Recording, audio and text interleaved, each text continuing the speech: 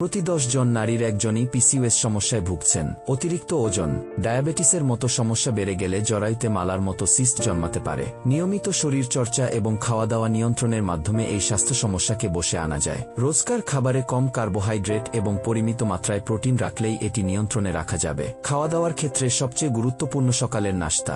এই সময়ে কিছু খাবার রাখতে হবে যাতে প্রোটিনের মাত্রা বেশি থাকে, তাহলেই সারা দিনে হজম প্রক্রিয়া ভালো হবে। অতিরিক্ত ক্যালোরিও জমবে না শরীরে। চলুন জানা যাক পিসিওএস থাকলে সকালের নাশতায় কি খাবেন। কাঠবাদাম ও ওটসের স্মুদি। এই খাবারটি তৈরি করতে লাগবে 1 কাপ কাঠবাদামের দুধ, আধ কাপ রোলড ওটস, আধা কাপ কাঠবাদাম, 1 চামচ চিয়া বা তিসি অথবা কুমড়োর বীজ, সঙ্গে 1 স্কুপ প্রোটিন পাউডার বা একটি পাকা কলা মেশাতে পারেন।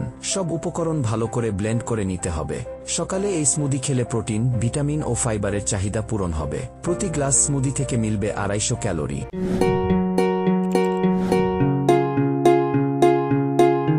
কিনোয়ার উপমা। কিনোয়া খুবই স্বাস্থ্যকর একটি শস্য। পিসিওএস এর রোগীরা এই উপাদানটি নিশ্চিন্তে খাদ্য তালিকায় রাখতে পারেন। এজন্য প্রথমে কিনোয়া সেদ্ধ করে নিন। গাজর, বিনস, ক্যাপসিকাম, ব্রোকলি যা যা সবজি পছন্দ কুচি করে নিন। এবার কড়াইতে সাদা তেল গরম করে তাতে গোটা সরিষা, কারিপাতা, পেঁয়াজ কুচি দিয়ে বাদামি করে ভাজুন। সম্ভব হলে অলিভ অয়েল দিয়েও রান্নাটি করতে পারেন। পেঁয়াজ ভাজা হয়ে গেলে তাতে পছন্দের সবজি দিয়ে 2 থেকে 3 মিনিট নাড়াচাড়া করুন। অল্প হলুদ ও স্বাদমতো লবণ দিন।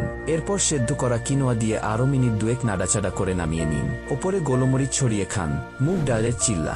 মুগ ডাল বেটে তাতে স্বাদমতো লবণ দিন। ফ্রাইং প্যানে সামান্য তেল বা ঘি দিয়ে মুগ ডালের মিশ্রণটি ছড়িয়ে 2 পাশ ভেজে তুলে নিন। চাইলে শসা, টমেটো, পেঁয়াজ কুচিয়ে কেটে পনিরের সঙ্গে তাওয়ায় নেড়ে ভেতরে পুর হিসেবে দিয়ে দিতে পারেন। প্রোটিন সমৃদ্ধ এই নাশতাটি ওজন ঝরাতেও সাহায্য করবে।